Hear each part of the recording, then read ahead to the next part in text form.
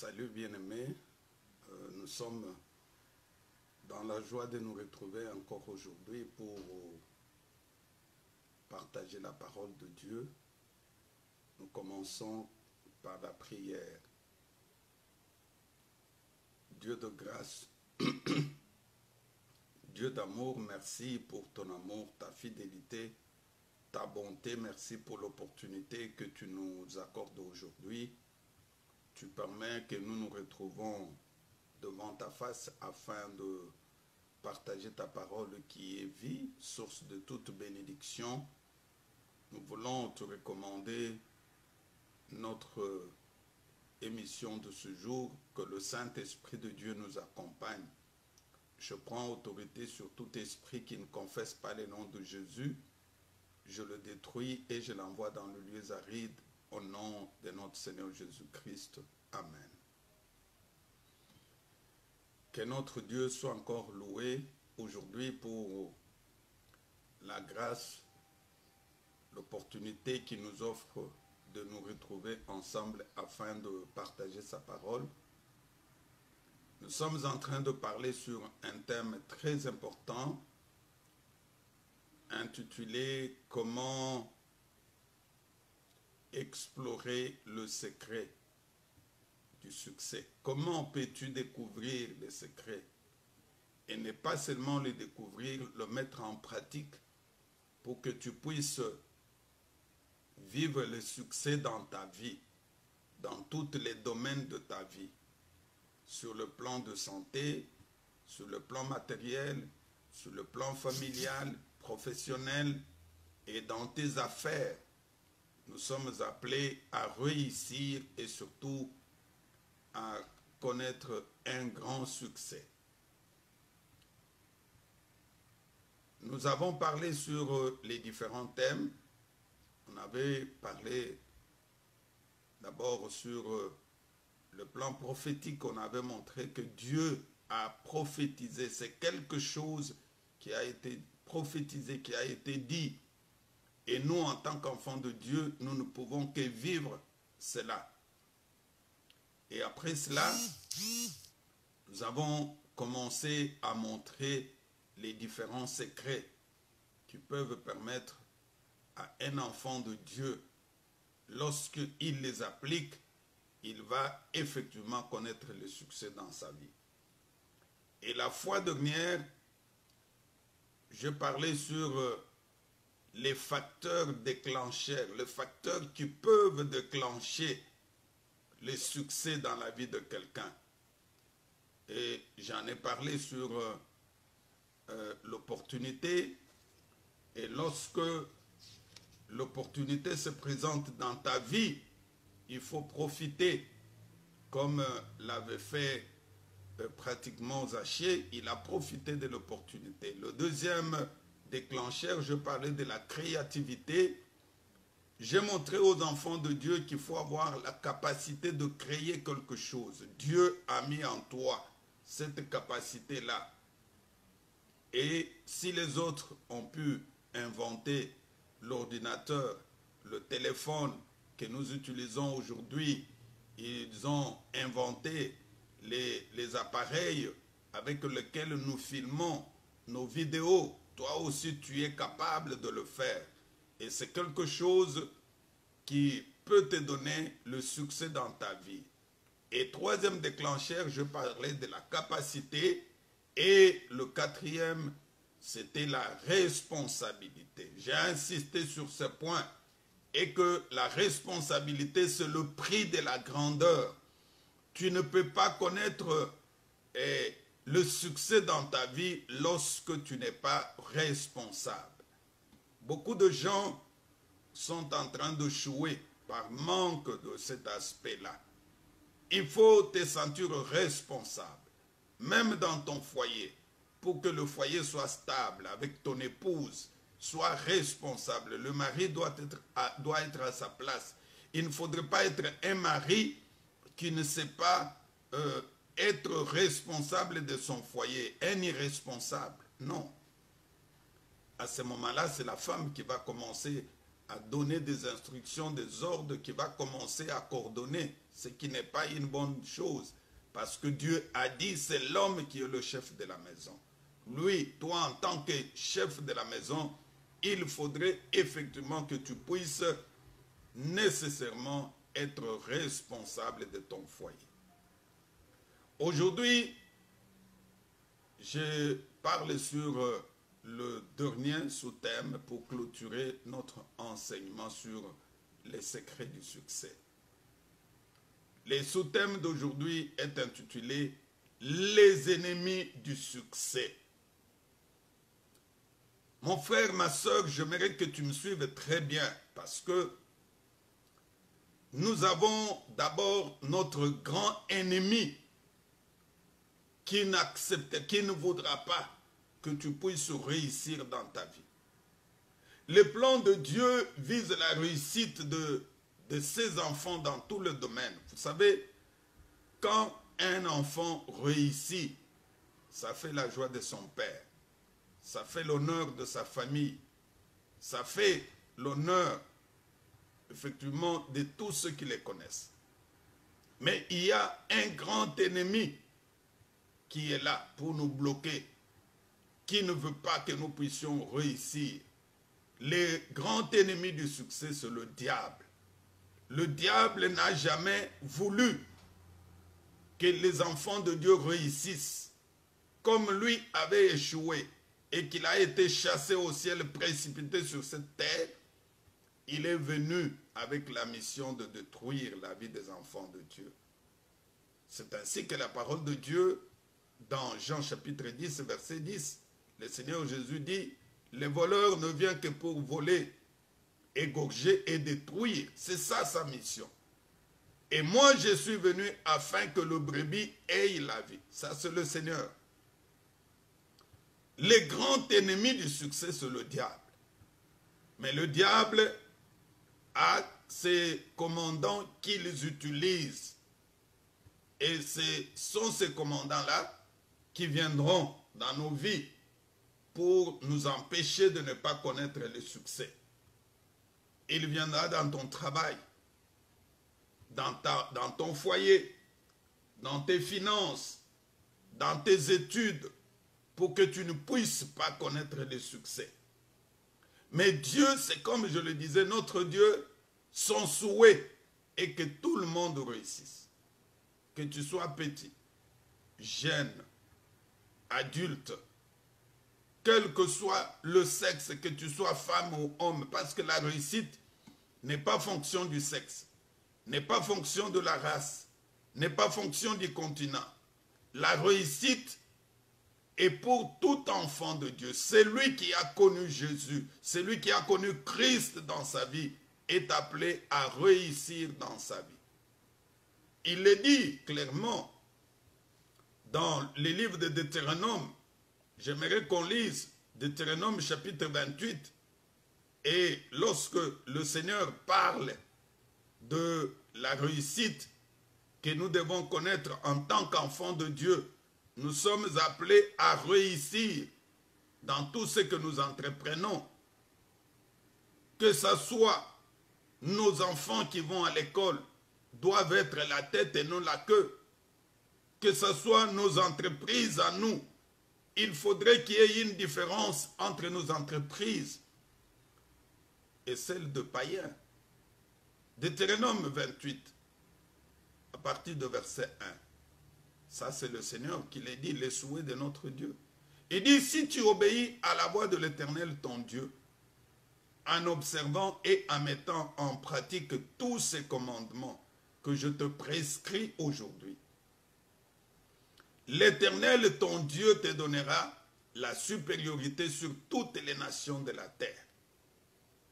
Et voici toutes les bénédictions qui se répandront sur toi et qui seront ton partage. Lorsque le Seigneur t'élève, lorsque le Seigneur te donne la supériorité, le succès, cela doit se manifester par les bénédictions qui seront dans ta vie et ces bénédictions seront ton partage. Lorsque tu obéiras à la voix de l'Éternel ton Dieu, tu seras béni dans la ville et tu seras béni dans le champ. Le fruit de tes entrailles, le fruit de ton sol, le fruit de tes troupeaux, les portées de ton gros et de ton menu bétail, toutes ces choses seront bénies. Ta corbeille et ta huche seront bénies. Tu seras béni à ton arrivée et tu seras béni à ton départ. L'Éternel te donnera la victoire sur tes ennemis. Ils s'élèveront contre toi, ils sortiront contre toi par un seul chemin, et ils s'enfuiront devant toi par sept chemins. L'Éternel ordonnera la bénédiction d'être avec toi dans tes greniers et dans toutes tes entreprises. Il te bénira dans le pays que l'Éternel ton Dieu te donne. Tu seras pour l'Éternel un peuple saint, comme il a juré, lorsque tu observeras les commandements de l'Éternel ton Dieu et que tu marcheras dans ce voie. Ici, Dieu est en train de nous parler ce qui va se réaliser dans nos vies lorsque nous allons obéir à sa voix.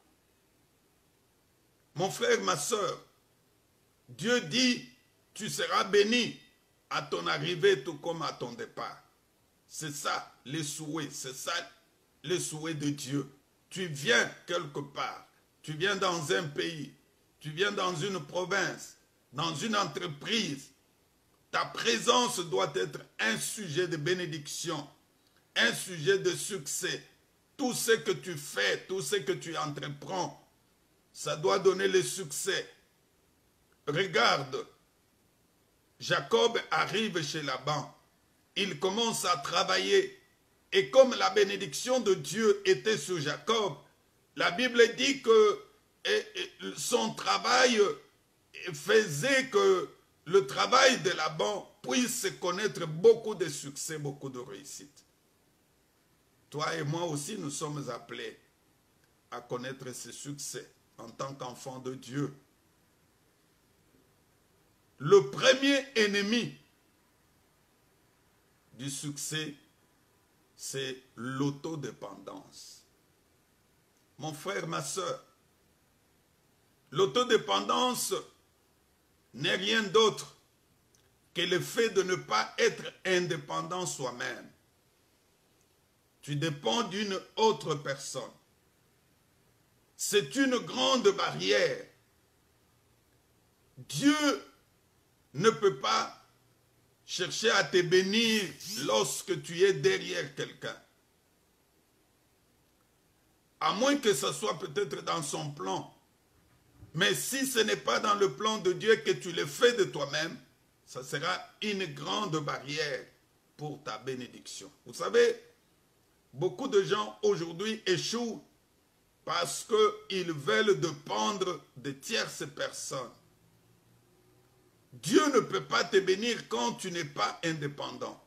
Genèse 12 à partir de verset 1. L'Éternel dit à Abraham, va-t'en de ton pays, de ta patrie, de la maison de ton père, dans le pays que je te montrerai. Je ferai de toi une grande nation. Je te bénirai. Je rendrai ton nom grand et tu seras une source de bénédiction. Je bénirai ceux qui te béniront et je maudirai ceux qui te maudiront. Et toutes les familles de la terre seront bénies en toi. Ça, c'est Dieu qui parle à Abraham. Lorsque le temps de la bénédiction est arrivé, pendant qu'Abraham vivait encore dans la maison de son père, qui était une barrière pour lui, Dieu a vu, tant qu'Abraham est sous la dépendance de son père, ma bénédiction ne pourra pas effectivement l'atteindre. C'est ainsi qu'il lui demande de quitter son pays, sa patrie, la maison de son père. Dans le pays, il lui dit, va dans le pays que je te montrerai. Et je ferai, c'est à partir de là que je ferai de toi une grande nation. Je te bénirai et je rendrai ton nom grand. Dieu n'a pas voulu qu'Abraham continue à être sous la dépendance de quelqu'un. Les succès qu'Abraham pouvait connaître, ce succès ne devrait pas être derrière quelqu'un. Mon frère, ma soeur, Dieu ne doit pas te bénir derrière quelqu'un.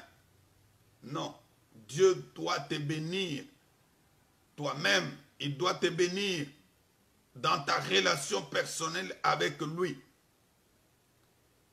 Il peut utiliser quelqu'un comme un canal de bénédiction. Mais ce n'est pas que tu sois sous la dépendance de cette personne. Aujourd'hui, combien de personnes sont bloquées parce qu'ils veulent toujours être dépendants de quelqu'un? Tu trouves une famille au Congo ou en Afrique qui ne veut pas se donner à la recherche de la face de Dieu pour connaître la gloire et voir le succès de Dieu. Mais cette famille est tellement branchée sous la dépendance de leurs frères ou leurs sœurs qui vivent soit en Europe ou aux États-Unis ou au Canada. Non. Vous ne pouvez pas avoir votre regard sur une personne. Non. La Bible dit, maudit soit celui qui se confie dans l'homme. Notre Dieu, c'est un Dieu jaloux. Lorsqu'il va se glorifier dans ta vie, tu vas donner la gloire à cette personne. Tu diras, si aujourd'hui ça marche dans ma vie, c'est grâce à mon frère Philippe qui est en Europe. C'est lui qui a fait ceci, c'est lui qui a fait cela pour moi. Bien-aimé, toi qui es encore sous la dépendance, sous l'autodépendance de tierces personnes, le Seigneur te dit aujourd'hui de sortir de cette situation-là qui va te bloquer. Et il a vu que la maison du père d'Abraham pouvait être un grand obstacle parce que son père n'était pas chrétien, son père était un occultiste, c'est quelqu'un qui ne marchait pas selon les voies de Dieu. Mais toi, tu veux que ta bénédiction vienne par les canaux d'une tierce personne. Nous avons un seul intermédiaire entre nous et Dieu, c'est seulement Jésus-Christ. Mets-toi à genoux, prie. Dites au Seigneur, bénis-moi. Et le Seigneur va te bénir. Le Seigneur va se manifester dans ta vie. Le Seigneur va opérer dans ta vie. Mon frère, ma soeur, pourquoi tes regards doivent être sur une personne? Même si Dieu a élevé un membre de famille à un poste élevé, mais ton regard ne doit pas être sur cette personne. Tu ne dois pas dire non, parce que mon frère est devenu président de la République, ministre, PDG, directeur d'une entreprise, automatiquement, je dois dépendre de lui. Et tu commences même à lui donner la place de Dieu dans ta vie. Non. Dieu n'aime pas partager sa gloire avec quelqu'un. Il est vrai que Dieu peut utiliser un membre de la famille et que par le canal de celui-là, la famille aussi peut être bénie. Mais ne lui donnez pas la place de Dieu. Il faut donner à Dieu la première place. Et c'est à ce moment-là que le Seigneur va se manifester, va se glorifier dans la vie de quelqu'un. Il dit dans les livres de Proverbes, chapitre 10, verset 22, il dit, c'est la bénédiction de l'Éternel qui enrichit. Si ta bénédiction ne vient pas de l'Éternel, mon frère, ma soeur, quelqu'un d'autre ne pourra pas faire quelque chose dans ta vie. Pourquoi toi tu ne veux pas être dépendant? Pourquoi tu ne veux pas chercher Dieu? Tu crois que Dieu doit se manifester dans ta vie seulement par les canaux de quelqu'un? Non. Il faut être indépendant dans ta vie. Quand nous lisons dans le livre de 2 Chroniques, chapitre 26, on nous parle de quelqu'un qui n'était pas dépendant, mais qui avait fait quelque chose et Dieu se manifestait dans sa vie, c'était Osias. Écoute ce que la parole de Dieu dit. 2 Chroniques, chapitre 26, à partir de verset 15. La Bible dit, il fit faire à Jérusalem des machines inventées par un ingénieur et destinées à être placées sur le tour et sur les angles pour lancer les flèches et des grosses pierres.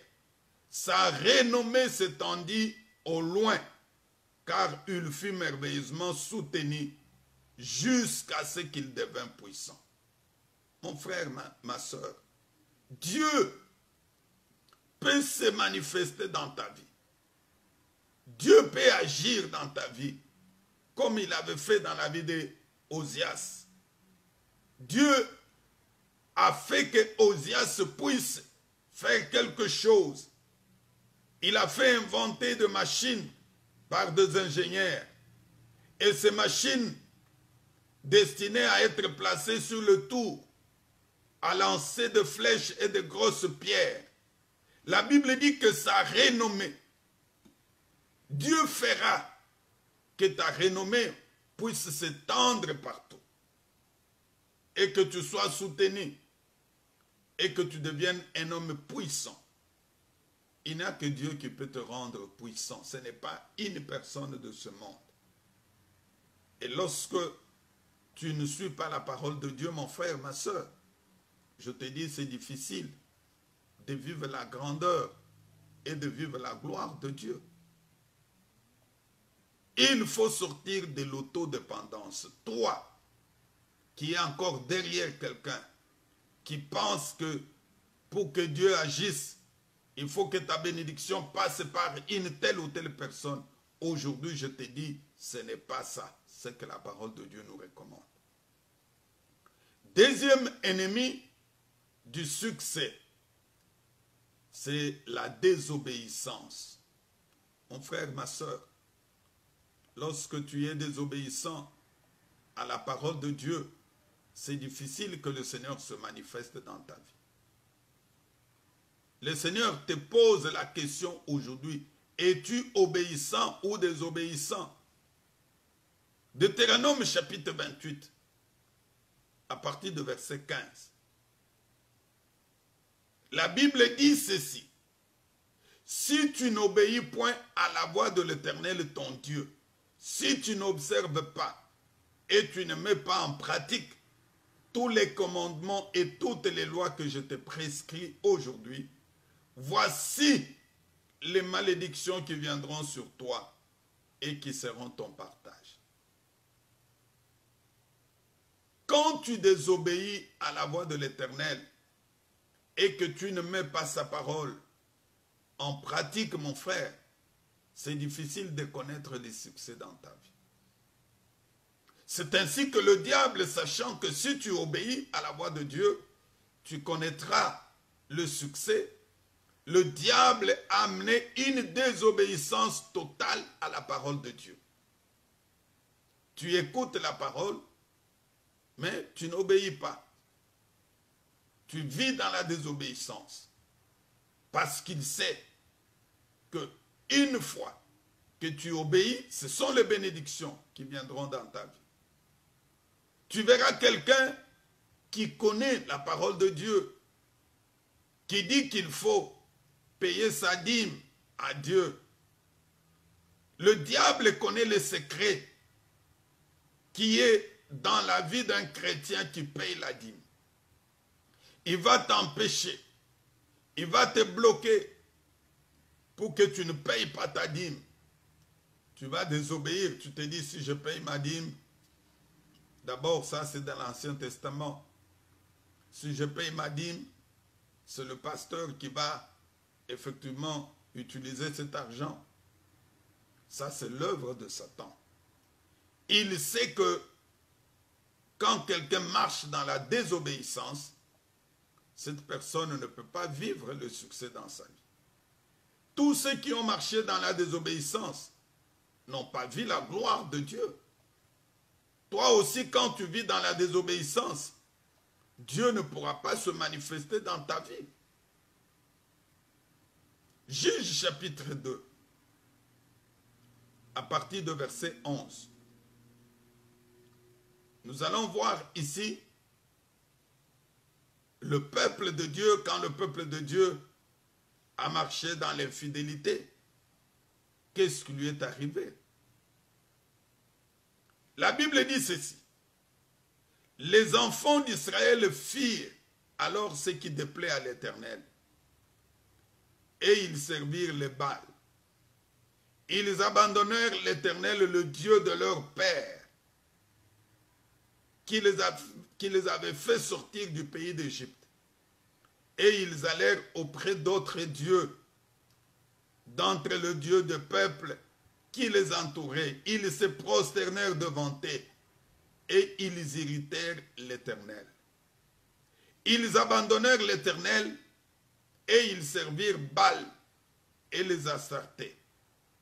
La colère de l'Éternel s'enflamma contre Israël. Il les livra entre les mains de pillards qui les pillèrent. Il les vendit entre les mains de leurs ennemis dans l'entour. Et ils ne purent plus résister à leurs ennemis. Partout où ils allaient, la main de l'Éternel était contre eux pour leur faire du mal, car l'Éternel l'avait dit, comme l'Éternel leur avait juré. Ils furent ainsi dans une grande détresse. Mon frère, ma soeur, ici on nous parle l'histoire des enfants d'Israël. Ce peuple qui avait vu la main de Dieu, ce peuple qui a marché avec la grandeur et la dimension de Dieu, voilà que ce peuple va à un moment abandonner Dieu. Il abandonne Dieu. Il commence à servir d'autres dieux. Il commence à aller vers le Dieu de peuple qui les entourait. Il servait Baal. Il servait les Astartés, le Dieu des Amoréens, le Dieu des Jubiciens. Ils se sont plongés dans la désobéissance totale. Peut-être toi aussi aujourd'hui, tu es plongé dans la désobéissance. Et c'est celle qui avait irrité Dieu. La Bible dit, cet acte-là a suscité la colère de Dieu. C'est ainsi que Dieu les a livrés entre les mains des pillards. Les gens sont venus le piller. C'est comme aujourd'hui. Tes ennemis sont en train de te piller. La Bible dit, il les vendit entre les mains des ennemis qui étaient aux alentours. Ils ne purent plus résister à leurs ennemis. Autrefois, tu avais de succès. Ça marchait très bien. Dans ton foyer, ça marchait dans tes entreprises. Ça marchait dans tes études lorsque tu marchais dans l'obéissance. Aujourd'hui que tu es dans la désobéissance totale, tu comprends que Dieu t'a abandonné. Dieu dit, je suis avec toi quand tu es avec moi. Lorsque tu m'abandonnes, moi aussi je fais quoi? Moi aussi je t'abandonne. Mon frère, ma soeur, regarde un peu ta vie aujourd'hui. Est-ce que tu vis dans l'obéissance ou dans la désobéissance? Troisième ennemi du succès, c'est l'envie.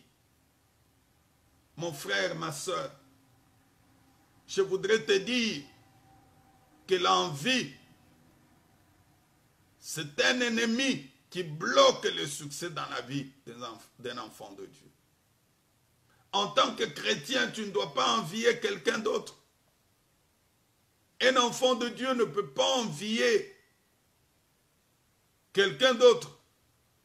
Tu peux apprécier ce que Dieu a fait dans la vie de ton frère.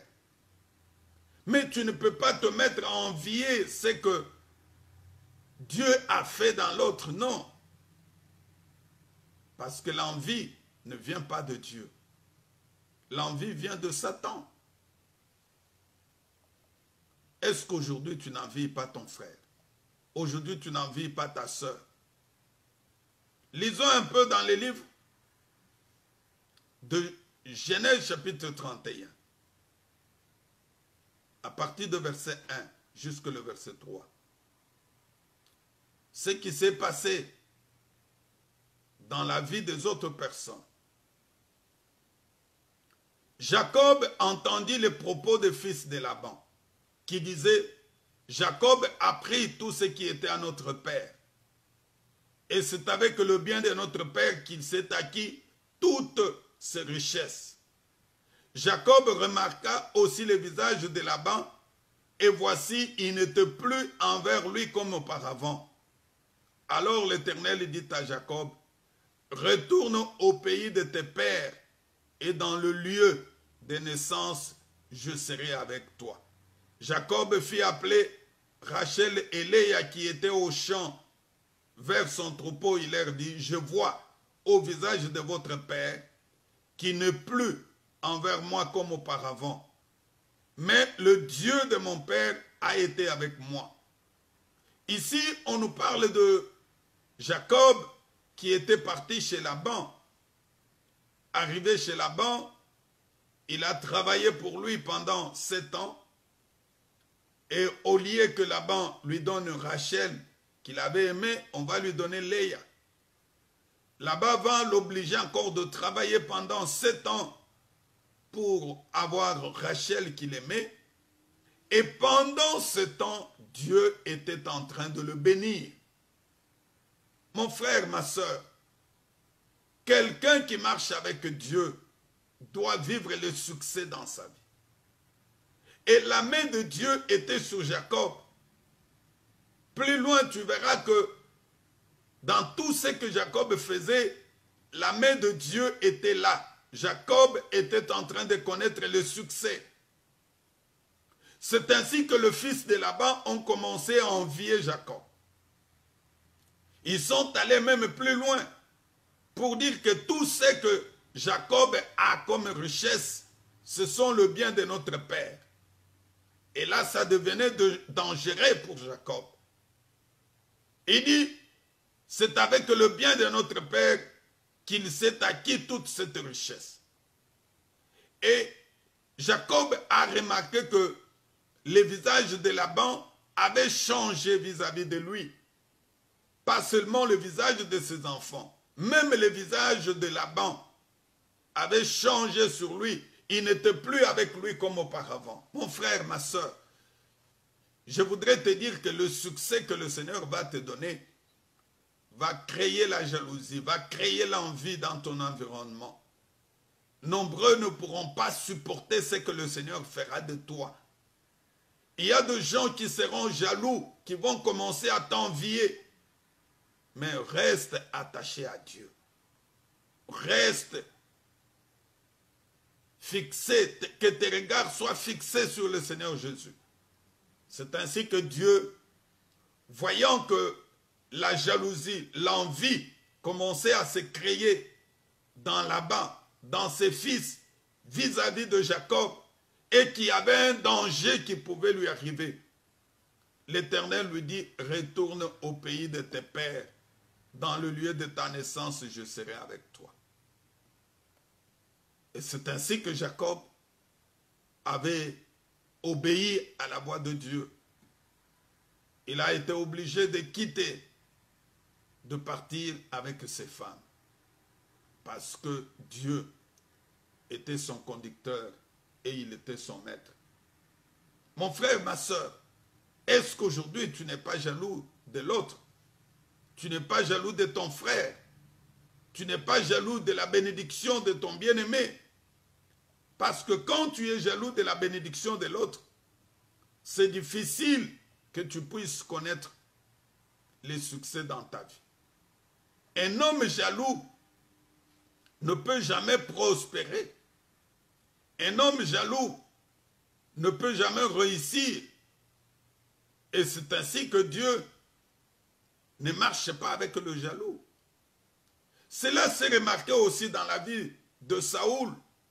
lorsqu'il a vu comment les femmes chantaient, lorsque David a commencé à remporter des victoires, cela a créé la jalousie.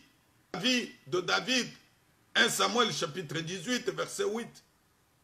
La Bible dit, on commence par le verset 7, les femmes qui chantaient se répondaient les unes les autres, ils disaient, Saoul a frappé ses 1000 et David ses 10 000.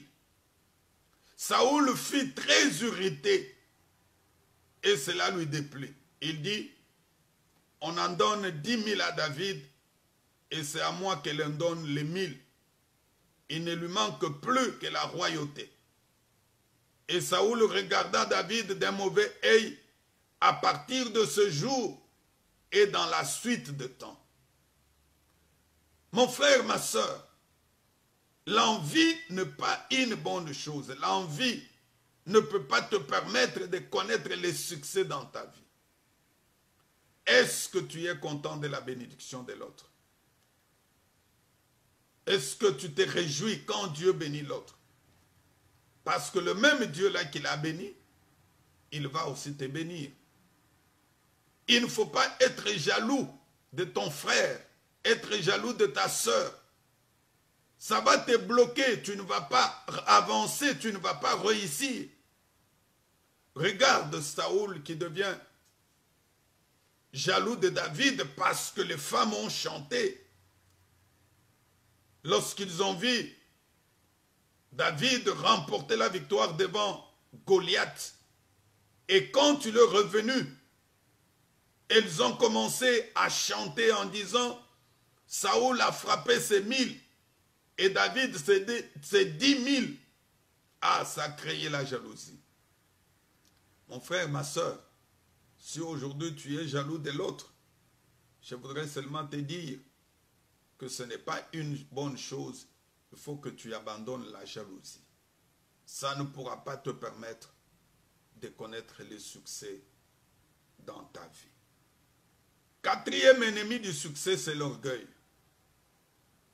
Bien-aimé, l'orgueil, c'est un grand obstacle. L'orgueil, c'est un grand ennemi du succès. Tu ne peux jamais connaître les succès dans ta vie lorsque tu es orgueilleux. Dieu ne pourra jamais se manifester dans la vie d'un orgueilleux. Parce que lui-même, l'orgueil, c'est l'œuvre de Satan. Lorsque tu es orgueilleux, tu dois savoir que tu es le fils de Satan. Un enfant de Dieu ne doit pas être orgueilleux. Un enfant de Dieu doit sortir de l'orgueil. Si aujourd'hui tu vis dans l'orgueil, je voudrais t'exhorter, mon frère, ma soeur, à te décider à partir d'aujourd'hui de sortir de l'orgueil. Lisons Proverbe chapitre 6, le verset 16 à 18. La Bible dit, il y a 6 choses qu'est l'Éternel, et même 7 qu'il en a horreur. Les yeux hautains, je m'arrête seulement là-bas. Les yeux hautains. Quelqu'un qui a les yeux hautains, c'est un orgueilleux. Quelqu'un qui pense qu'il est au-dessus de tout le monde. Qui pense qu'il est plus beau que les autres. Qu'il est plus béni que les autres. Qu'il vit mieux, qu'il est plus riche que les autres. Non. Un enfant de Dieu ne peut pas être orgueilleux. Peut-être Dieu a commencé à se manifester dans ta vie. Tu vois la main de Dieu, que cela ne soit pas un sujet d'orgueil. Combien vivent aujourd'hui dans l'orgueil? Et ils se bloquent eux-mêmes. Nous les voyons même sur les réseaux sociaux. Combien sont orgueilleux? Les photos que tu publies sur les réseaux sociaux là, est-ce que c'est la réalité de ta vie? Il y a parfois des frères et des filles qui veulent seulement publier des photos où ils sont dans de grands milieux. Ils publient les photos où il est dans de grandes maisons, où il est dans des hôtels, dans des piscines, ceci ou cela. Ce n'est pas mauvais. Est-ce que ça reflète la réalité de ta vie? Ce n'est que de l'orgueil. Tu veux apparaître aux yeux des autres. Tu veux donner l'image de ne pas la réalité de ta vie. Tu aimes publier des photos où tu es toujours à côté de grosses voitures, que les gens voient, que tu roules carrosse, ceci ou cela. Non. Ça ne sert à rien. Un orgueilleux ne peut pas connaître le succès. Une fois que le Seigneur commence à t'utiliser dans tes ministères, dans le ministère, tu ne vois plus tes aînés, tu te trouves au-dessus, tu commences à les minimiser, tu commences à ne pas avoir la considération sur eux. Non. Mon enfant, ne sois pas orgueilleux. Même si Dieu t'utilise puissamment, sois humble. L'orgueil, c'est un grand ennemi du succès. Tu ne peux pas réussir dans ta vie lorsque tu es orgueilleux.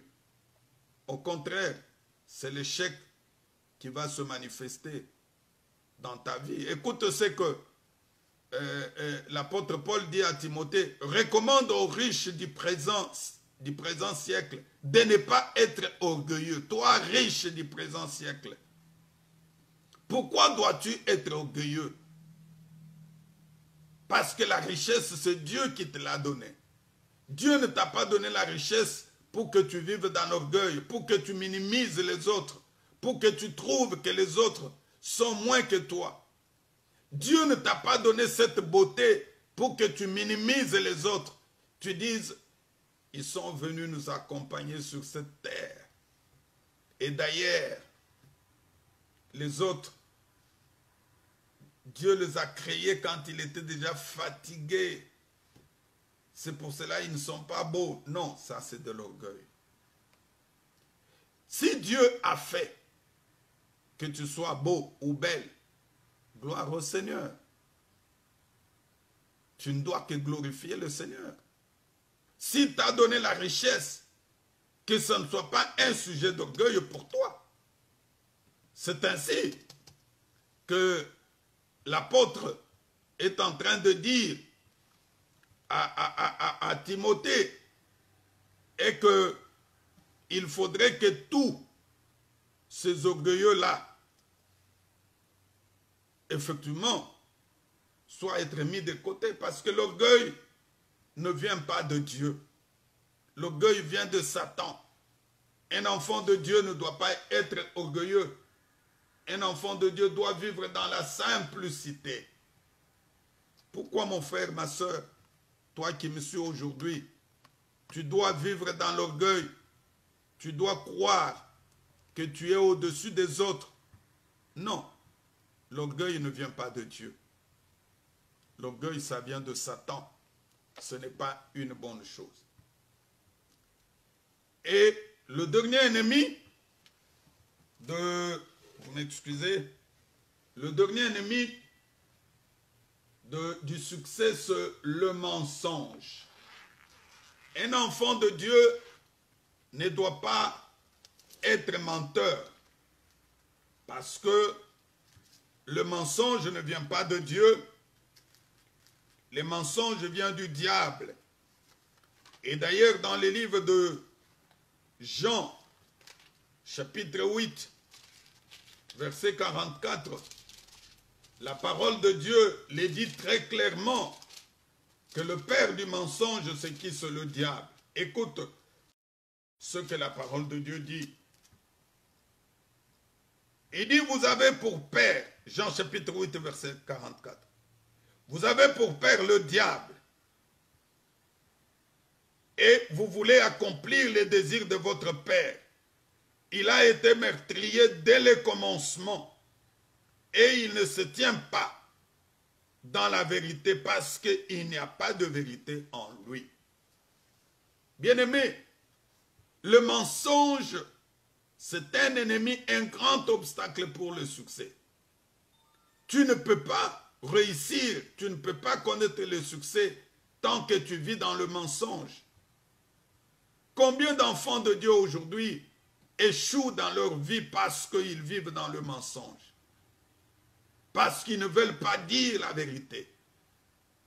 Parce qu'ils veulent apparaître aux yeux des autres. Ils ne veulent pas dire la vraie vérité. Non, un chrétien doit apprendre à dire la vérité. Un chrétien ne peut pas se verser dans le mensonge. Comme tu l'es aujourd'hui, tu te plonges dans le mensonge tout le temps. Et c'est devenu une nourriture pour toi. Non. Évite le mensonge. Ça te bloque. Peut-être quelqu'un qui peut t'assister.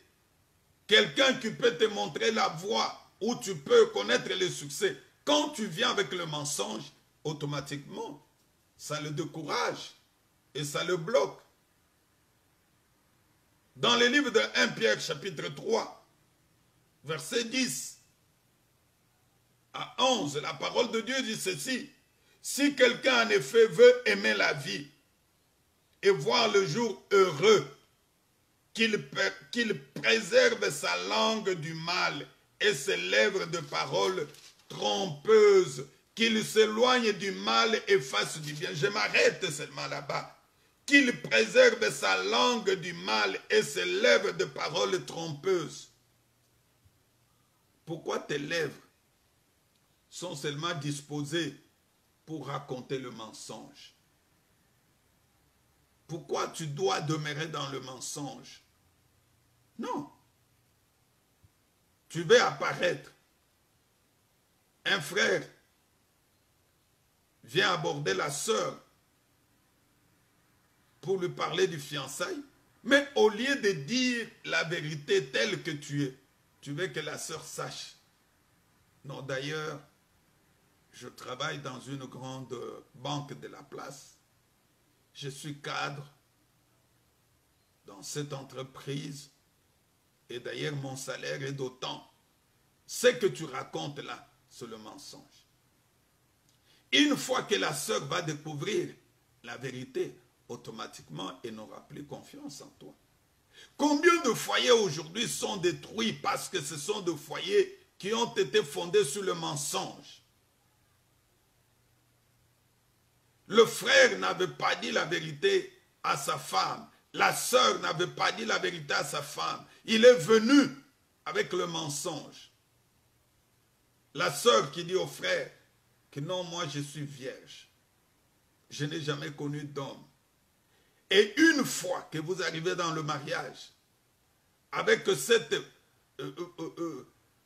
fausse virginité, dès que tu arrives dans le mariage, le frère découvre la vérité, que ce que tu lui disais n'était pas vrai. Automatiquement, il devient froid. Il n'a plus l'envie de vivre à côté de toi parce que tu lui as raconté le mensonge. Combien de serviteurs de Dieu aujourd'hui vivent dans le mensonge? Ils veulent que les gens puissent le croire. Et surtout, nous qui sommes sur Facebook, sur YouTube, ainsi de suite, tu veux montrer aux gens que tu as une grande église, que tu es un grand serviteur, que tu es ceci ou cela. Non. Si le Seigneur t'a fait grâce de prêcher la parole sur les réseaux sociaux, il faut dire la vérité. Il ne faut pas chercher à apparaître. Il ne faut pas chercher à te faire aimer par les gens, par la voie du mensonge. Non. Il n'y a que Dieu qui peut toucher le cœur de gens pour que ces gens-là puissent t'aimer. Ne commence pas à raconter le mensonge aux gens. Non, si tu fais ceci, tu verras ce que Dieu va faire. Non. Si tu donnes ceci, Dieu va se manifester. Non. Prêche la parole telle que les Écritures nous recommandent. Et le reste, ça va concerner notre Dieu. Mon frère, ma soeur, j'aimerais prier avec toi aujourd'hui parce que c'est la clôture de notre enseignement sur les secrets du succès. Si nous avons prêché, c'est pour que toi et moi, nous ayons du succès sur le plan santé, sur le plan familial, sur le plan conjugal, sur le plan financier, dans tout ce que nous entreprenons. Mais aujourd'hui, c'est le contraire.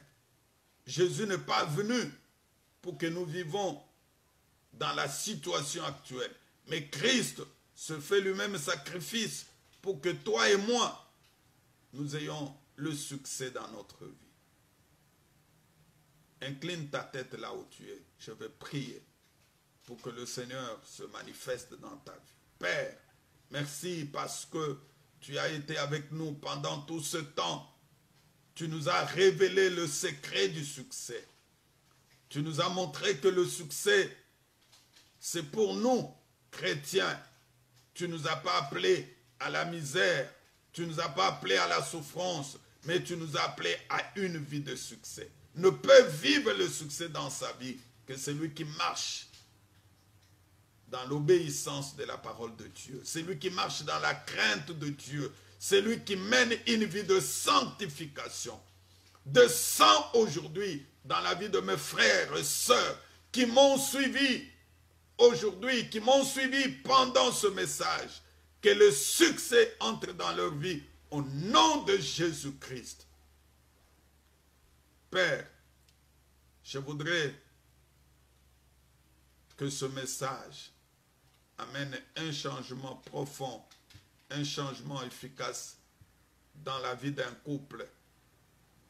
Ce couple qui était dans des incompréhensions, que la grâce et la gloire de Dieu se manifestent puissamment. Au nom de notre Seigneur Jésus-Christ. Amen. Tu peux partager ce message. Tu peux aussi t'abonner sur notre chaîne YouTube. Cité de la Gloire TV.